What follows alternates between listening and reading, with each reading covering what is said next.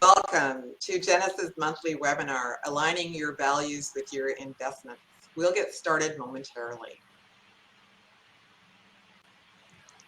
So my name is Mary Lou Miles. I'm partner and director of wealth management at Genus, and I'll be moderating today's session. Seeing a few more people drop into the room, so we'll just wait a second.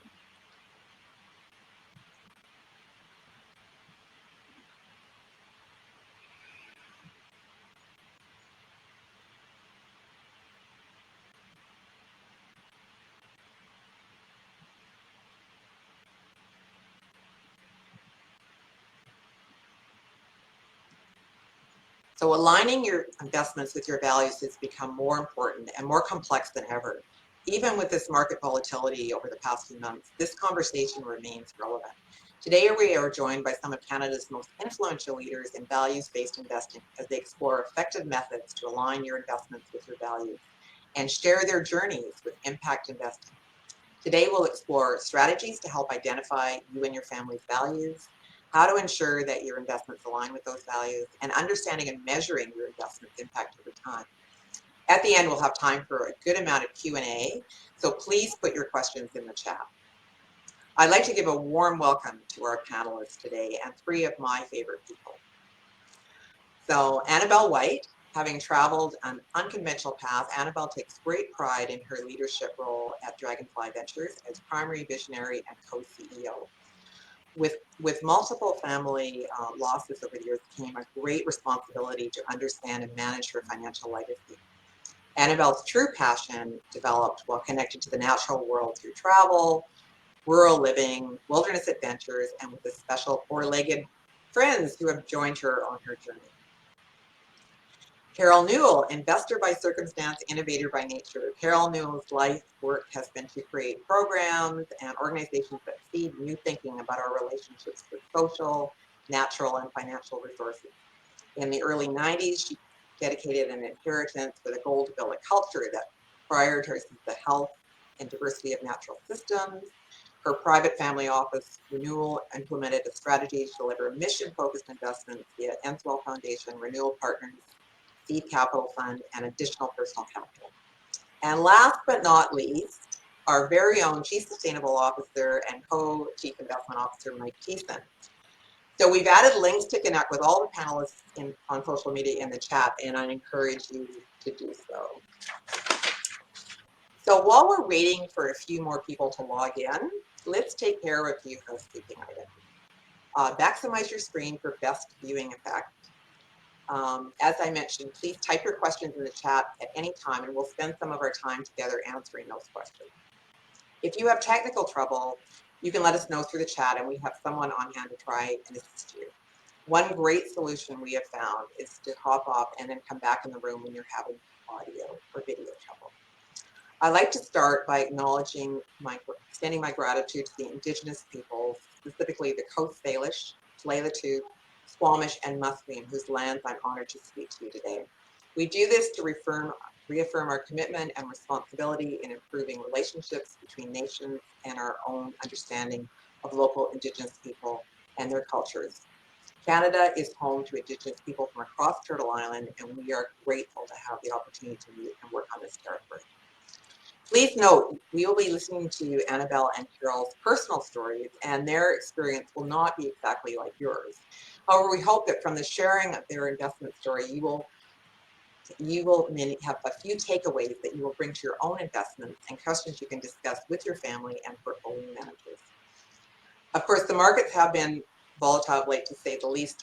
However, it doesn't mean we can't focus on environmental, social, and governance issues with our investments. So in fact, investors and regulators worldwide are demanding that all companies and governments report this information in their annual reports and share the disclosures with their shareholders. Mike's will touch on Genus's perspective in this portion of the webinar. For those of you new to Genus, we have been working on the sustainable investment space for 20 years, partly due to Carol's efforts, I might add, to push us in that direction. And since those early days, we expanded the focus from basic screening to broaden it to more directive impact investing. So, however, all of our investments for all our clients at for Genus are viewed through an environmental, social, and governance lens. We really want to make this an interactive session, so encourage you to take advantage of the chat at any time. So let's get started. We have a poll, I believe, that's going to come up. So have you been involved in a generational wealth transfer? Just trying to see if this is part of what the room is. So if you could answer quickly, that would be great. Seeing those things come in.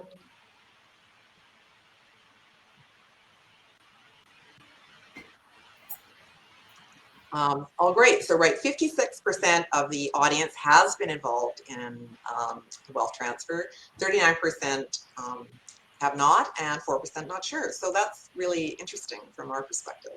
So we are going to start our session off here. So I will leave the stage, Michael will leave the stage, and Carol will leave the stage, and we'll start with a story from Annabelle. So thank you so much.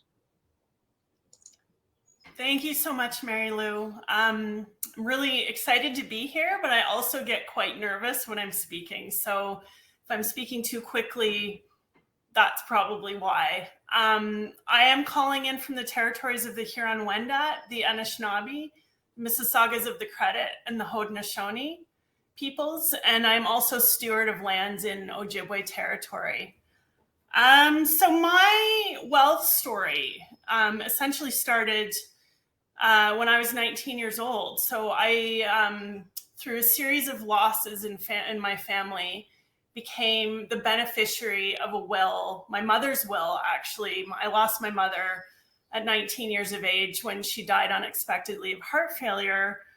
And pretty much at that time, a couple things came up for me, obviously, not just a couple, but I knew right away that I was going to have to eventually either manage my wealth myself, my inheritance, or learn how to manage the people that were going to be managing it for me. And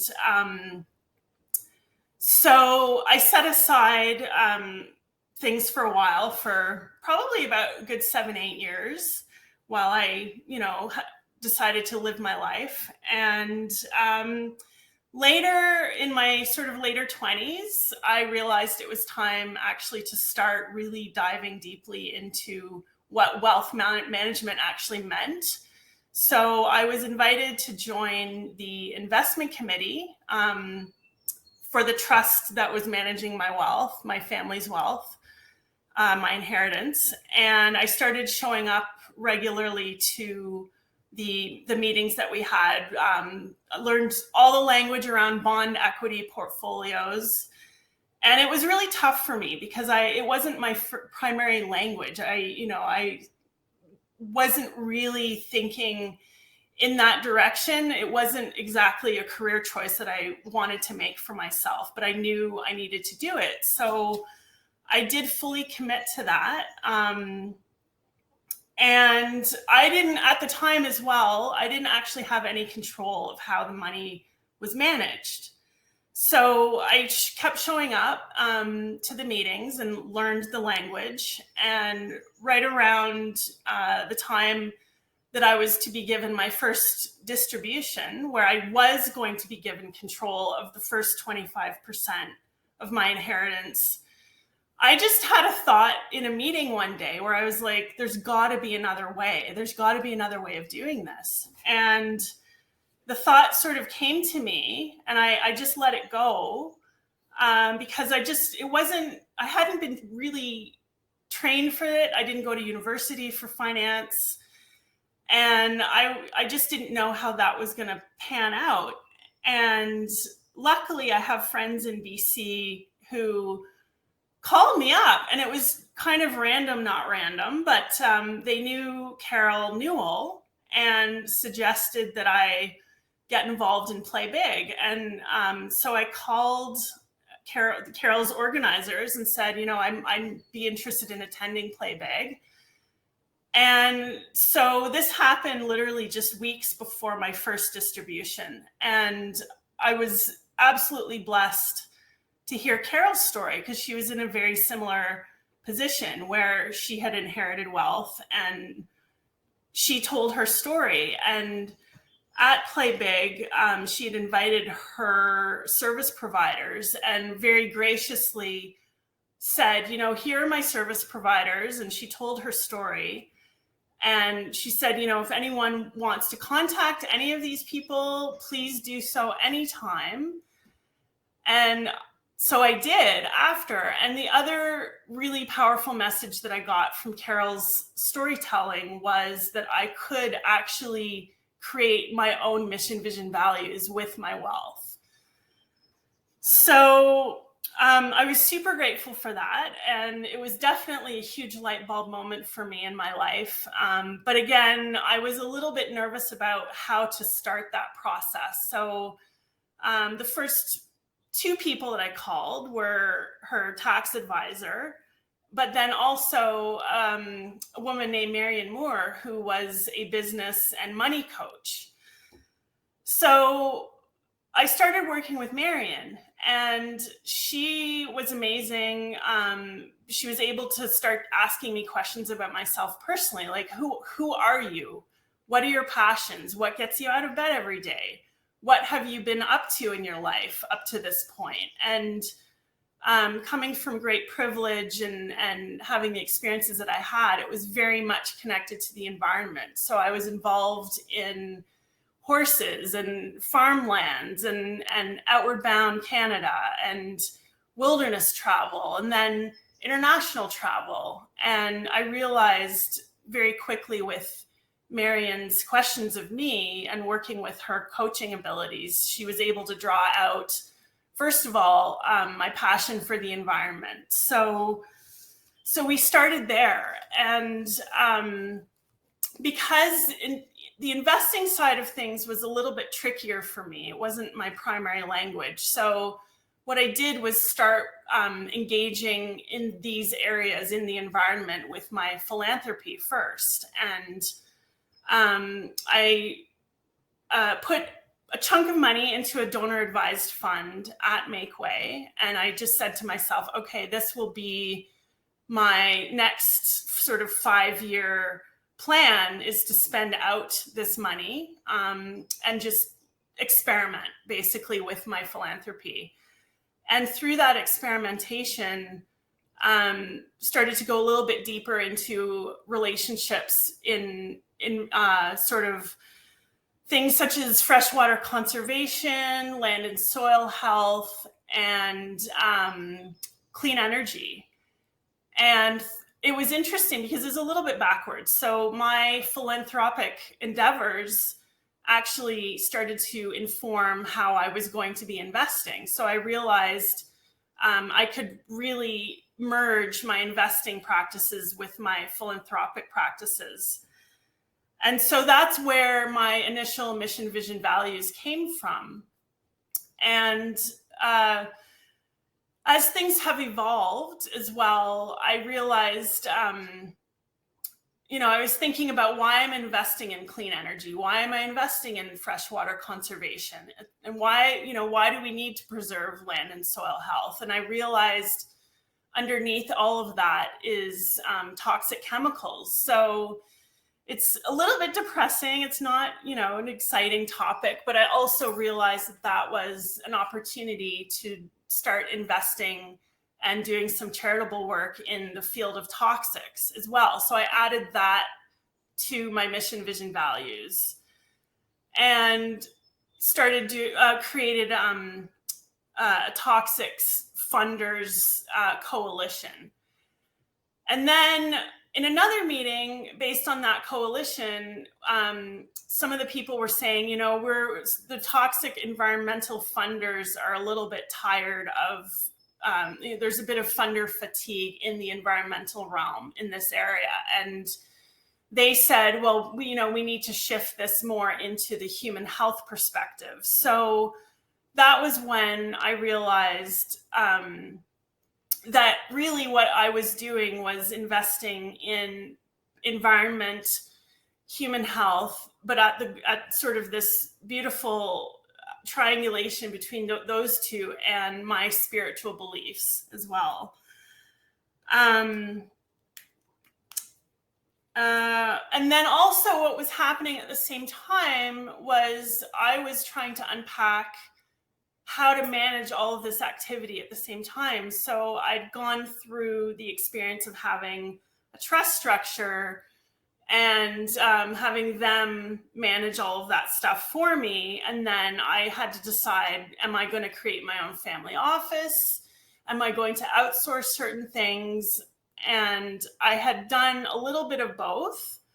So even today with my structuring, now it's evolved into having my own financial team, having my core team, myself, another woman, Wendy Cooper, who is now my co-CEO, as well as a director of investments. And now we are applying for CRA status for our own charitable organization. And so we have a director of philanthropy and then an office manager. And I am very happy to say that I still have the same tax advisor who has been absolutely invaluable to me. And he does also business structuring. And then my relationship with Marion Moore is still existing, although now it's changing more into field building and some work with the whole team and not just myself.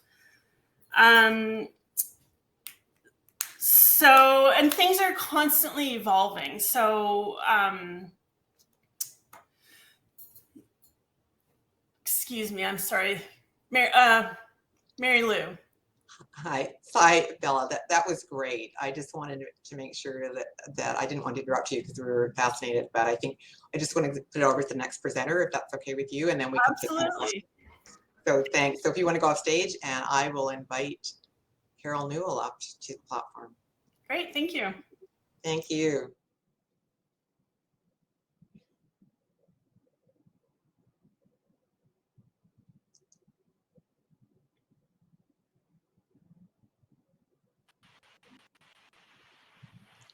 There you are, Carol. Over to you. Hard act to follow. Hard act to follow. Ella, that was really wonderful. Thank you so much. And thank you for the invitation to be here. So I'm going to just jump right in. When I was 29, I was standing in a line at a university post office when up at the counter, an older woman suddenly began to shout at the postmaster, and she didn't stop. I hesitated a while, and then I stepped out of line. Please stop yelling at this man. She spun around to face me. Who are you? Look, I'm just a regular person who sees you are attacking someone unfairly. Please leave him alone. My heart still pounds thinking of that moment. For me, the magnitude of her disrespect overcame the inertia of group silence, and my witness jumped into action.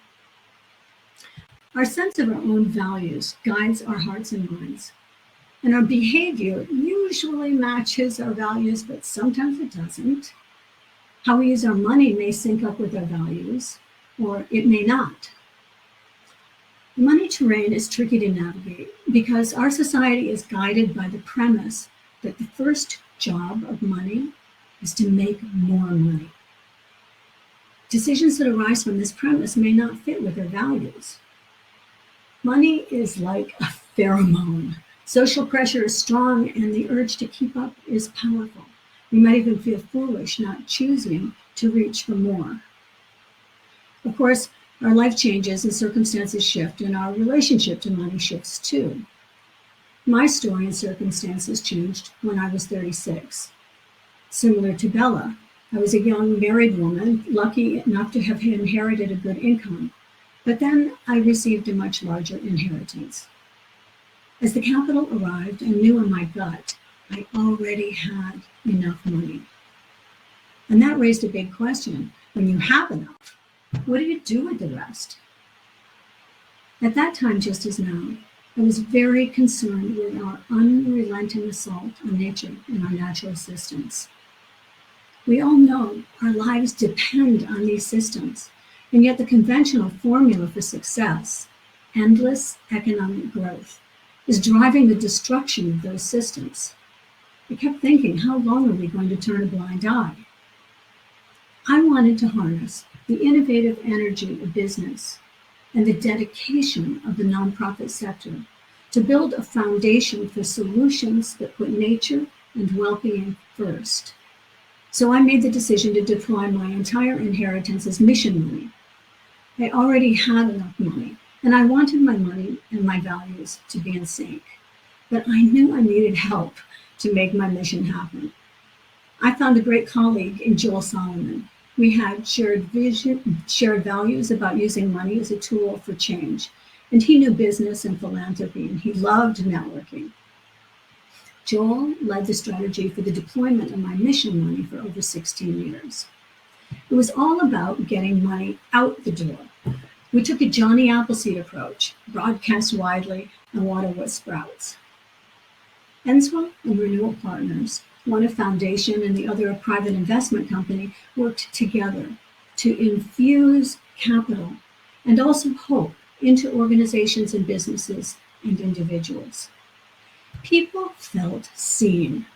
The resolve to face issues head-on was strengthened, and their ingenuity was recognized and supported. They were working to protect our ecosystems, to innovate solutions, and to nudge new thinking along. We focused on British Columbia, where we lived and worked. This focus on a region and linking networks through a diversity of approaches would end up creating a multiplier effect that I could not have imagined. Renewal Partners has invested in over 200 business deals and supported countless organizations and individuals. Some examples. We funded the initial work on the Great Bear Rainforest, and Canopy, which successfully negotiated the printing of Harry Potter on ancient forestry paper. Now they're focusing on packaging and clothing industries. Companies like New Society Publishers, Happy Planet, SheEO, and so many others continue to drive choices that are better for the planet and for people. Joel was under no pressure to deliver profits at Renewal Partners, just to further the mission. Looking back, I'd say that getting the money out the door was critical, that the first 5 years of capital flow fueled a lot of the change making that was to come. Collectively, every one of the investees and the renewal team helped promote the normalization and benefits of social investments and blended values investing. They made it happen. I really only take credit for the upfront decisions and for being determined and steadfast about freeing my capital to work for the common good, to focus less on financial growth and more on finding balance. Many people who want to activate their capital for change tell me they find it hard to get started. So I created this guide to help. It's called Reweaving Wealth. It aims to support your desire to tackle the issues you care most about. An integrated set of cards lets you explore ways to connect, energize, and mobilize around issues and the people who care about them. Reweaving Wealth can help you decide how bold you want to be. This 36-year-old could not have predicted the positive change that would unfold from a few decisions made 30 years ago. But here's the thing. We don't have another 30 years. Young people today are witnessing their world collapse. So much is preventable with purposeful action if we act now. We have no idea what change could be sparked in the next 5 years if we all aligned our values with our capacity to fuel change. I believe we're on a global quest for radical new ways to reweave how we live, work, play, and interact, ways that are more respectful of each other and the planet. Reweavers use a needle to skillfully mend holes and tears so that the repairs are almost invisible.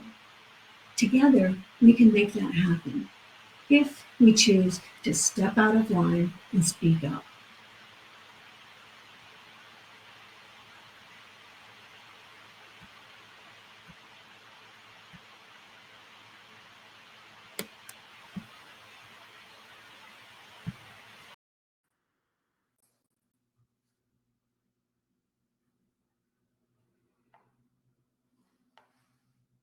Great. Well, thanks so much, Carol and Yeah, Bella. sorry. Mary Lou, I don't know if Yeah, you're thanks so much, coming Carol. on. Over to Mike to get us started on the Genus perspective. I do have to say I really enjoyed that blended values investing. So maybe we can tie that in with your presentation too, Mike. So thank you.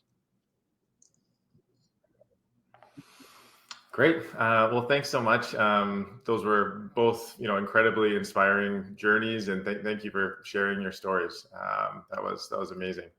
I'm sure a lot of people have gotten ideas from that, and certainly inspiration.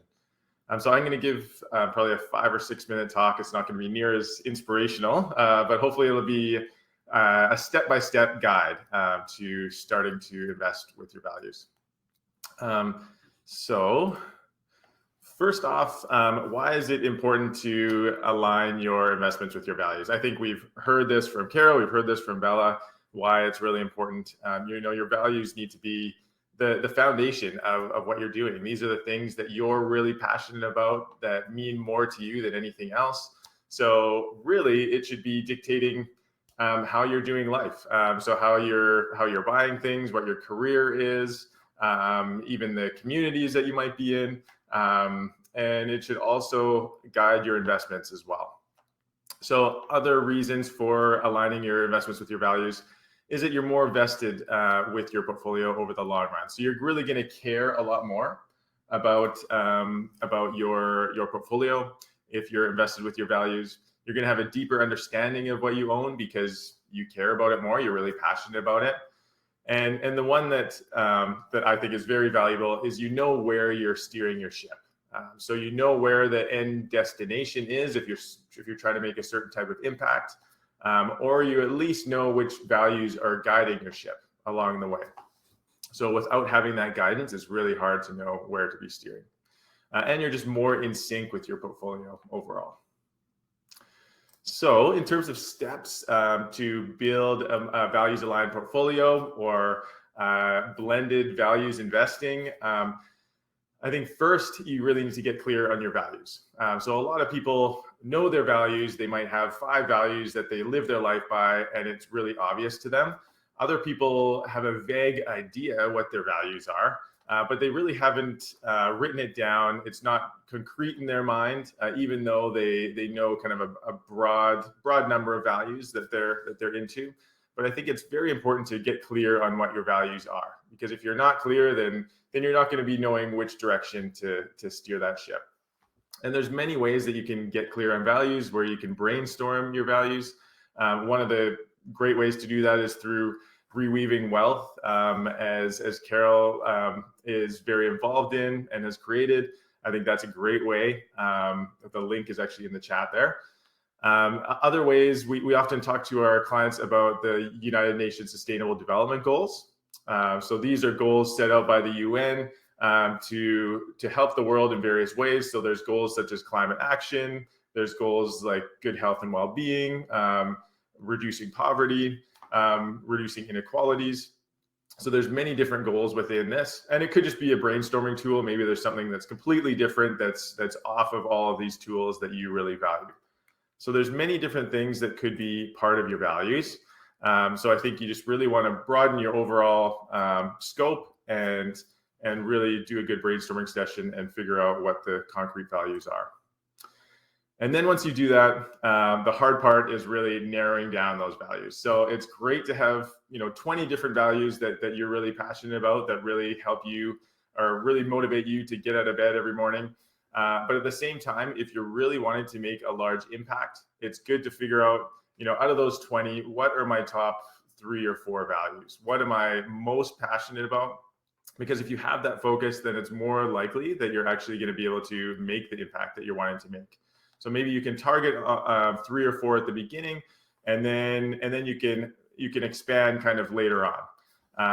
And it will be much easier to align your portfolio with your values if there are 3 or 4 real core values that you're focusing on, rather than 20. That might be more difficult. So the next step is to answer your big financial questions. So this is figuring out where you are right now. So what is your financial state? What's your income? What are your needs? What are your goals for the future? What are your overall objectives? So figuring out where you are now and really where you want to be. And portfolio managers can help you with a lot of these financial objectives. So these are different questions and ways that our portfolio managers at Genus go through financial objectives with clients. So they look at things like time horizon. So when do you need to take out your capital, or at least part of your capital? Maybe it's a short time period. Maybe it's really long. It could be even the next generation that you're focusing on for the capital that you have. Look at income needs. Look at risk tolerance. So how much volatility? What degree of kind of ups and downs are you willing to take? And then also return potential. So what type of returns are needed in order to really meet your financial goals? And then you want to put all of this together into an action plan. So this is where a portfolio manager or an advisor can really help. As you heard from both Carol and from Bella, they both found excellent advisors that could help them on their journey. So creating an investment action plan really takes the three areas or three core areas. So first, your values. So really figuring out what your values are, narrowing those down, and then looking at your financial objectives. And then the third one is figuring out what the opportunities are out there right now and what the possibilities are. Sometimes there might not be an opportunity to invest for a certain type of impact right now, and you might have to wait a little while. Or maybe a certain type of impact that you want to be making is best to do through investing. Maybe a certain type of impact that you want to make is best to do through philanthropy. And that's kind of the blended finance approach, is that you're focusing on investment plus philanthropy, plus you could even be doing something kind of in the middle that's merging those two. So then when you have these three sections, you can figure out your own custom investment solution, and you can do this with a portfolio manager. Certainly at Genus, our portfolio managers are doing this all the time and figuring out these investment solutions for people. And then once you have this investment solution, then the portfolio can be created. But once it's created, we really think that it's important not just to stop there. So you want to continually measure how well you're doing and making sure that you're aligned with your values. Just like how people are always measuring their financial performance, looking at how well they've done over the past quarter or past year or past 5 years, you also want to do the same thing with the impact that you're making and with your values. You want to make sure that your portfolio isn't getting off track and maybe going beyond the values that you have. You want to make sure that you're making the impact that you're wanting to make. In our quarterly statements at Genus, we do have some impact measurement. So we have a net impact score in our quarterly statements, and I can get talk more about this in Q&A if anyone's interested. We don't have time at the moment, but we also look at carbon intensity. So that's carbon emissions within your portfolio. We also look at environmental, social, and governance scores within your portfolio as well, so that you can tell if you are aligned with your values within your portfolio. So in summary, you want to be getting clear on your values, writing those down, figuring out what they are, really narrowing down your top 3 or 4, what you really want to focus on. You want to know your financial situation, so where you are now, what your goals are, and then you want to create an action plan, and then continue to measure your impact and your values along the way. So that's all for me. Back to you, Mary Lou.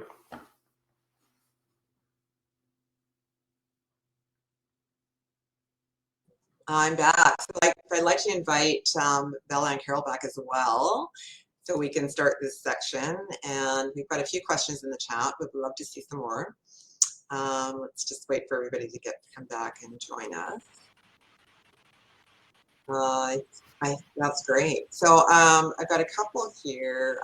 One thing, first question for Carol, maybe you can just explain a little bit the difference between renewal funds and renewal partners, just so that in case people are confused about that aspect. Right, exactly. Renewal partners was the original renewal, and it was my own portfolio, and it was so I was directing it to be able to operate without regard to whether we were making profits or not. As I said, just to be about the mission. So in 2008, we realized that that many people were wanting to do this with their portfolio, and so Paul Richardson and Joe Solomon set up Renewal Funds. At that time, it was called Renewal 2. And that was in order to make it available to other individuals or to institutions to be able to invest with values. And that is definitely set up to be able to make profits. So thank you for asking that question. They would shoot me if I if I left it with the point that Renewal Partners did not have that objective. Okay, so we do have one question from Steve here. He says, I know we generally avoid talking politics, but I'm going to ask this question actually to, I'll ask it to Mike. I know we generally avoid talking politics, but getting down to brass tacks, isn't the fact that some parties are hostile to the values being discussed? So I guess the answer is yes. There are going to be some people that don't agree with everyone's values. Everyone's values are going to be different. I think that if you are looking at kind of the underlying values underneath the values, kind of the very foundational values, I think a lot of people will agree with those underlying values. But I think in the example here in the question, it was around the environment. And of course, some people aren't going to be as passionate about the environment, aren't going to see the value in protecting the environment as much as other people. So you are going to have some people disagreeing with values. But I think, as Carol was saying before, you need to have courage with your values, and you need to be sticking up for what you believe and what you're passionate about. So go ahead, Carol. Yeah, I just want to say, I guess the point that I'm also making is that we need to reconfigure economics so that it's actually working for everyone, not just the very few. There's an interesting visualization of economics. It's called donut economics. And it was set up by a woman named Kate Rayworth. You can imagine two concentric circles, like in a donut shape. The inside circle is the social foundation. Below that line and toward the center, people's basic needs are not being met. And the outside circle is the ecological ceiling. Beyond this unacceptable, you're beyond that level, you're creating unacceptable environmental dangers. And so it's a really interesting perspective to be able to apply that to economics and to have economics actually be using that as a baseline. So can't go into it, but more. But look up Kate Rayworth and donut economics. It's quite an interesting perspective and a helpful guide that I hope we can help nudge economics in that direction. Thank you, Carol, for that. I've got a question I'm going to ask Bella this one. So Manissa's asking, for investors new to this space, how do you suggest translating personal values and action into investment strategies? So she's thinking in terms of, she's talking a bit about mentoring women and business shopping local. And of course, it sounds a bit like the circular economy she's asking about. So what's your passion there, Bella?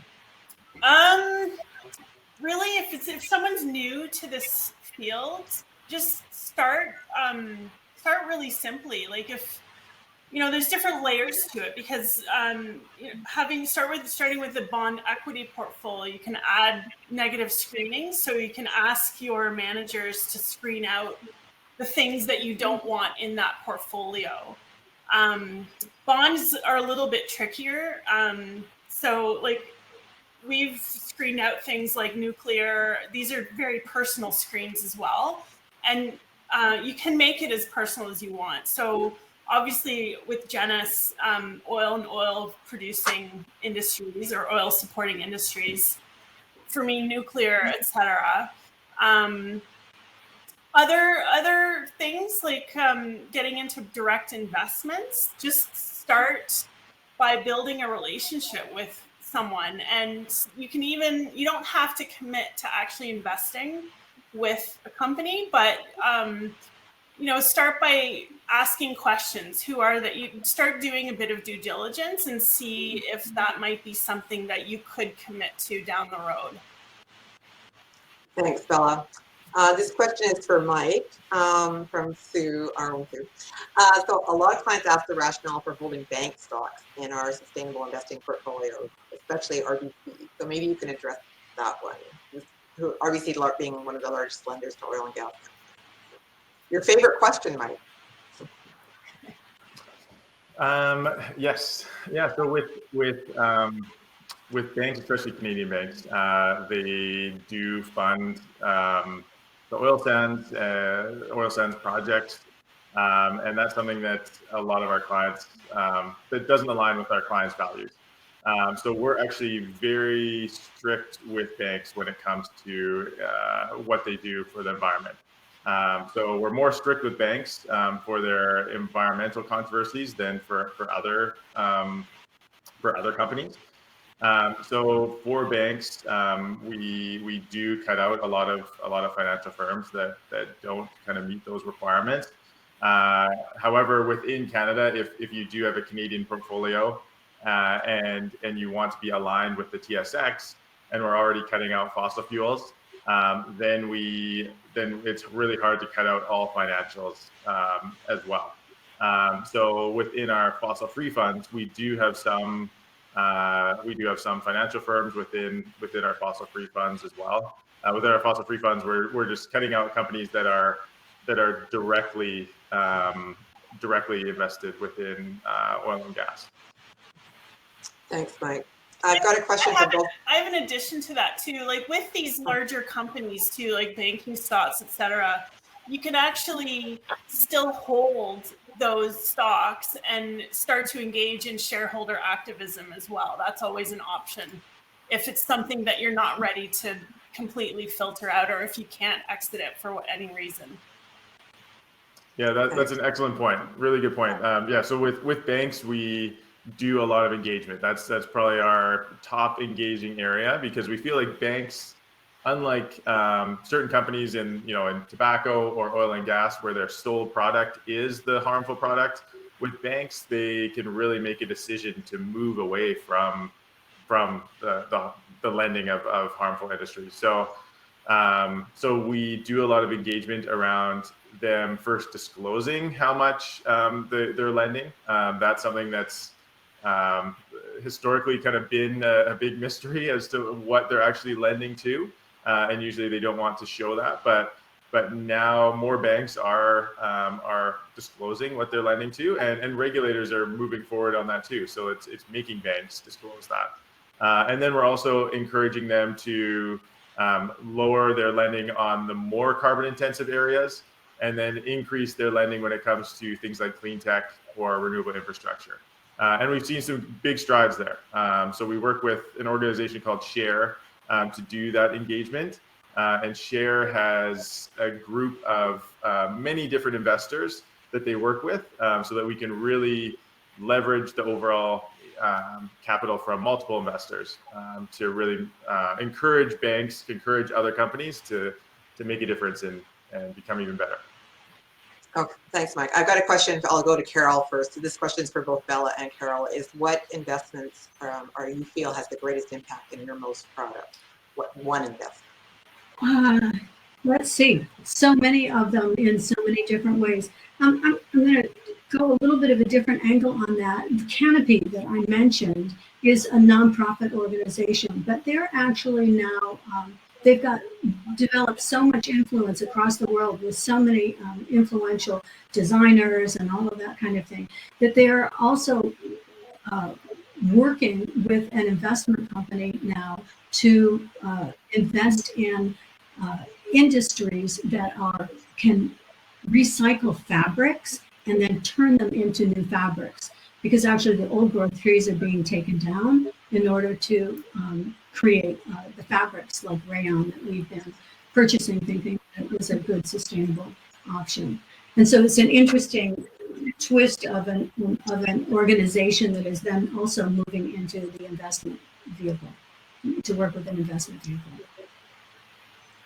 Thank you. How about you, Carol? Or Bella, sorry.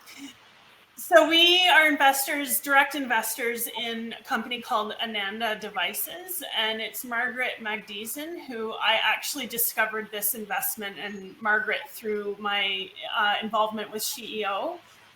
She's a neuroscientist. She's absolutely amazing.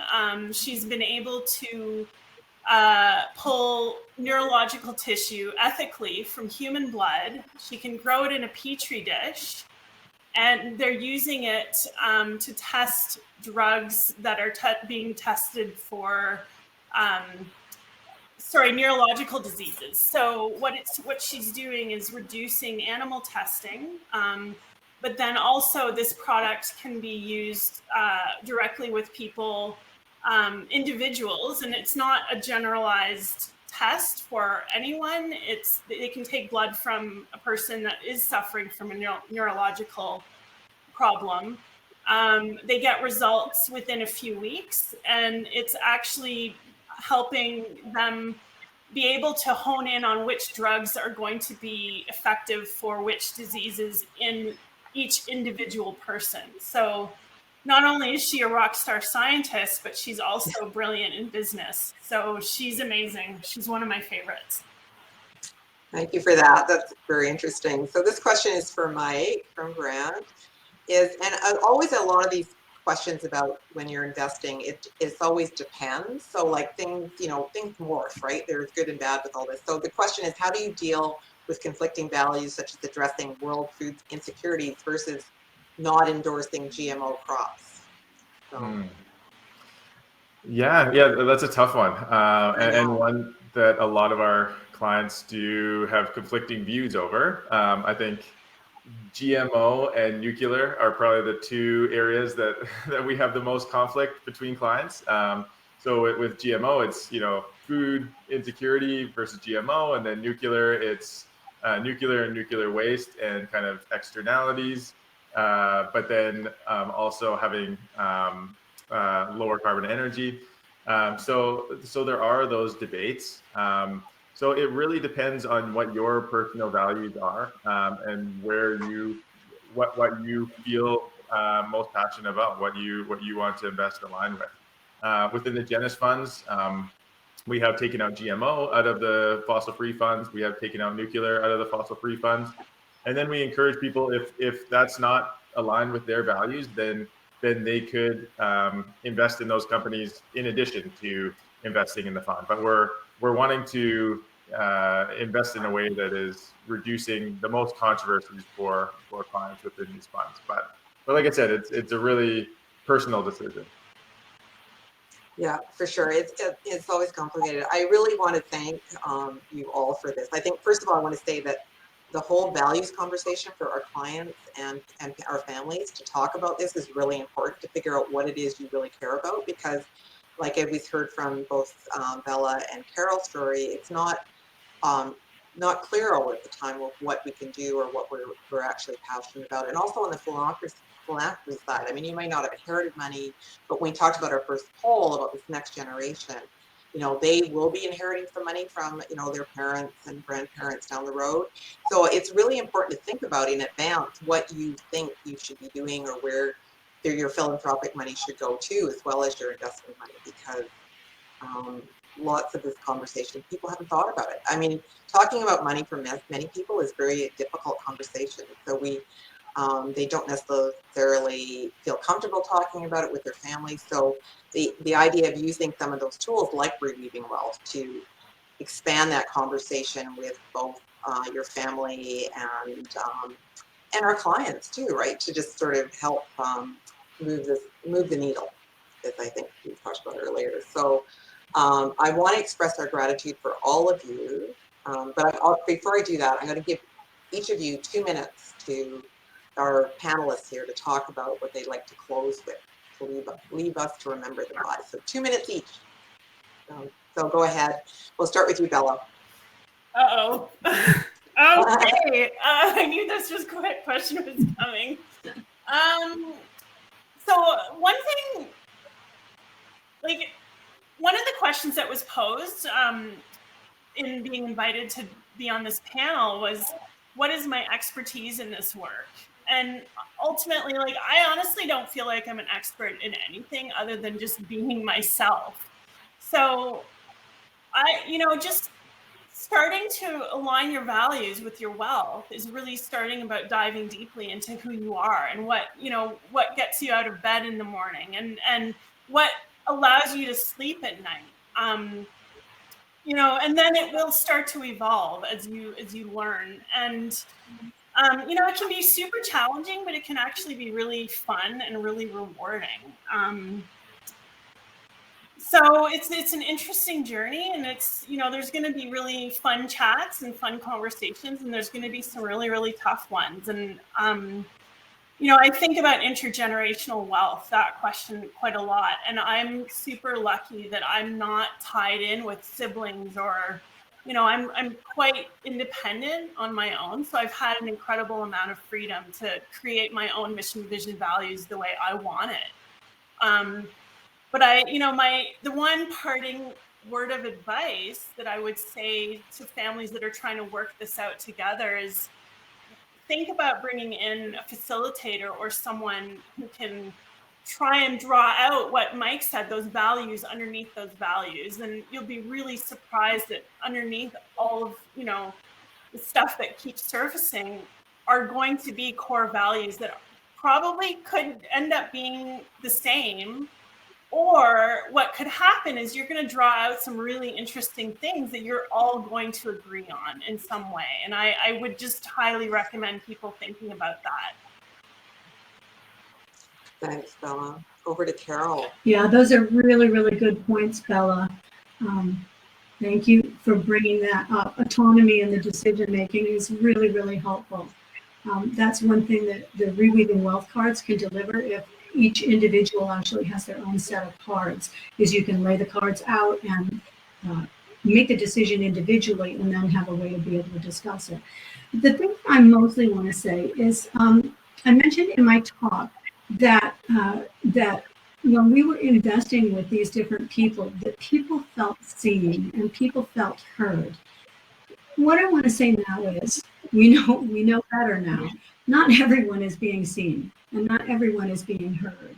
And oftentimes, we're investing in the sameness of people that we feel comfortable with, and it's time to actually cross those boundaries, or actually begin to embrace the feelings and the wisdom and knowledge that people have who are on the ground, whether they're indigenous folk or whether they're farmers. Like, who is it that's not being seen and heard, and who has a voice and has an understanding, and how can we invest in them, whether it's investing through businesses or whether it's investing through nonprofits. It's all investing in our future. Thanks, Carol. That's good points. Over to Mike. Yeah, thank you.